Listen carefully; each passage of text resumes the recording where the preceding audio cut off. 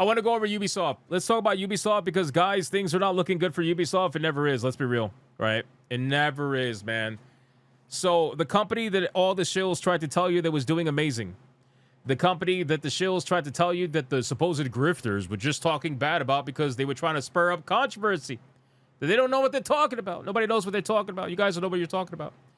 Well, apparently that's not the case, all right? This is one of many that have happened already. We've talked about Ubisoft's layoffs for the past, 6 months now, 8 months now, it feels like. They are cutting, and cutting. They are cutting so many studios. So many employees are getting fired. It is rough for Ubisoft. And honestly, as I've said many times before, they only have themselves to blame for this.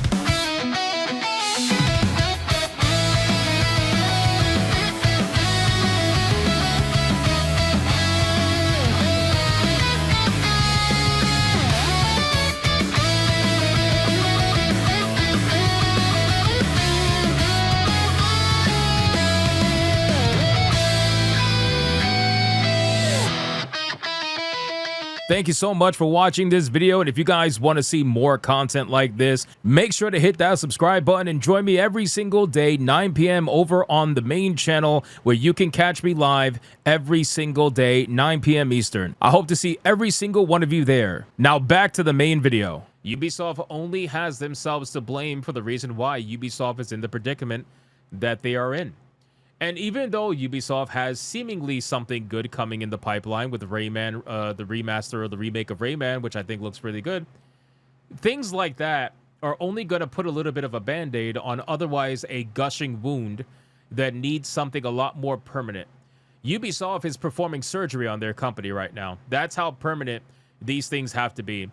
Well, we've had breaking news, right? This happened about a couple of hours before we went live. Ubisoft, it was announced, is closing 2 more studios, and they're firing up to 400 staff as the restructuring continues from their original plans. So Ubisoft Winnipeg is officially one of the studios that is going to be shutting down, right? So this came from Insider Gaming. They first reported on it about Ubisoft Winnipeg. It opened back in 2018 to supposedly extend the game company's development operation in Canada and grew to roughly 100 employees. It most recently helped ship Rainbow Six Mobile. The other is Ubisoft Belgrade. Opened a decade ago, it aided in the production of a range of blockbusters, from Steep to Skull and Bones. Bro, imagine calling Skull and Bones a blockbuster.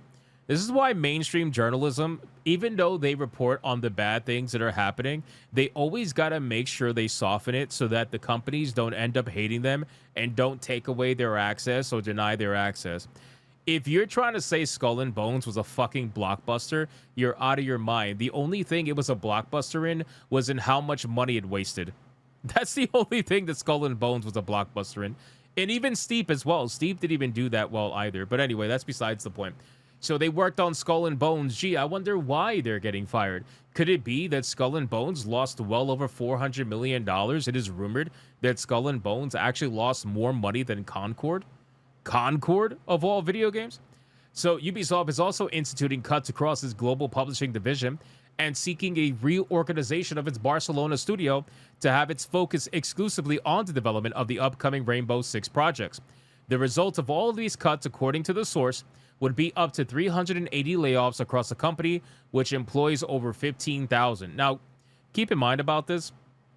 Before all these layoffs started happening, before all these studios started closing down, Ubisoft was well over 18 to 19,000 employees. Think about that. Ubisoft has, over the past few years, fired thousands of employees. That's crazy. And even after firing thousands of employees, they've fired more employees than most studios have in totality. This is how bloated Ubisoft is. Now, Ubisoft is a global company. They have multiple different studios all across the planet. But at the end of the day, they have fired thousands of people, and that's more than some studios have in totality. What are we doing? Ubisoft is so fucking bloated. It is unbelievable. But anyway, they still have, even after all of that, they still have over 15,000 employees. Now, in the latest round of paying for the publisher, that's been struggling in the modern blockbuster production landscape, while Ubisoft is set to launch a remake of Assassin's Creed 4 Black Flag, which I truly believe that Black Flag, like, they're hoping that that's going to be the saving grace for the Assassin's Creed franchise and also for Ubisoft as a whole. I think that they're banking on the fact that Black Flag is going to do so well that it's going to help bring them slowly but surely back in the other direction, on top of Rayman remake as well. This is why they're going for video games that people actually want. Now, they may not necessarily be doing it in the way that people want, but I'm just telling you, in terms of like a title, people much rather play Assassin's Creed Black Flag than like Shadows, for example. But regardless, you know, they're still changing things. They're still remaking the game, taking things out, you know, changing certain storylines and all that stuff. So it's still problematic for some people, but I'm just telling you what overall what I see. And now, obviously, Rayman Legends is part of it as well. The company's overall slate of 2026 game releases is exceptionally thin. They don't really have a lot. They don't really have a lot planned for 2026. So even if these games do well, the amount of money that they've lost over the last 2 years, they're still going to be pretty much in the negative. So many projects were reportedly delayed to 27 and beyond, like the upcoming Far Cry and Ghost Recon sequels, which, by the way, again, just to remind people, this is the same company that still has Beyond Good and Evil 2 in development. Like, actually officially in development. I'm not talking about, oh, you know, it may happen, it may not. No, they have said many times that Beyond Good and Evil is still in active development 19 years later. 19 years after the announcement of Beyond Good and Evil 2. Think about how much money is down the drain with that video game. Do you think that game will ever make its money back? Even if you were to release it right now in pure perfection, even if it was one of the most amazing games people have played, the amount of money that you spent over 19 years on this game, there's no way in hell that you're going to make your money back.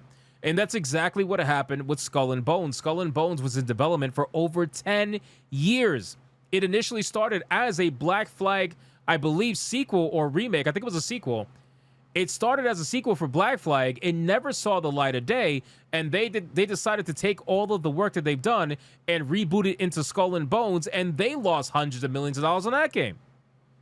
So think about that. It is crazy. Money laundering? Maybe. I don't know. But it's crazy the amount of money that they've spent. They've also received over $1 billion bailout from Tencent. You guys know, if this next round of video games that come from Ubisoft, this next round, if it doesn't hit, and I'm talking really hit, if it does not hit the way that it needs to, I'm gonna guess that Tencent is gonna be looking at them like the Nintendo CEO was reportedly looking at Eevee. With the meme, right? They're going to be looking at Ubisoft like, so, how's 50% sound instead of 25%? They're going to be looking at, they're waiting. Tencent is waiting. Tencent does this all the time, guys. They do it all the time. They get in there when the companies are hurting the most. They bail them out at the minimum that they could bail them out at.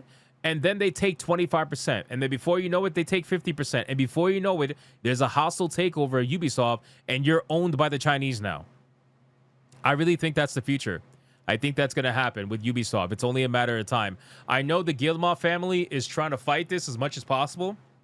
I know that they desperately want to maintain power and control, which is why they did the $1 billion deal, because that $1 billion deal came with them still having power and still having control. But Ubisoft is in trouble the way that they are because it's coming from the top. It's coming from the Guillemot family. And as long as they are still in charge, you're not going to be able to change up the company. You're just not. It comes from the top and trickles its way down. So Tencent knows this, and I really do believe that they're being very smart about this.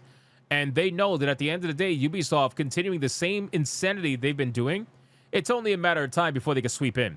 And Tencent pretty much has their foot in the door on the franchises that they want anyway, right? They have Assassin's Creed, they have Rainbow Six, and they have Ghost Recon, I believe. Oh, no, I'm sorry, Far Cry. They have Rainbow Six, and they have Far Cry, right? Far Cry, Rainbow Six, and Assassin's Creed. Those are the three franchises that they want. And they're going to do whatever they can to get it. So it's interesting to see this going down. It's unfortunate for the people that work there, but at the end of the day, man, you guys, like, this is just what it is, man. You unfortunately, you work for a company that has made some of the worst business decisions that we have seen in gaming in years, I suppose, at this point. But that's basically it for Ubisoft. 2 more studios done, 400 employees fired, and there's more on the way. There's more on the way. There's more studios coming. There's more employees getting fired. The restructuring is not over, and it's going to keep happening. It's going to keep happening. So we'll see what ends up happening from here, but I'm sure we're going to find out more studio closures very, very soon. And ironically, a lot of it in Canada. Why am I not surprised? The studios that get subsidized by Canadian government money that don't actually put out anything that's worth playing half the time. But anyway, that's basically it for Ubisoft.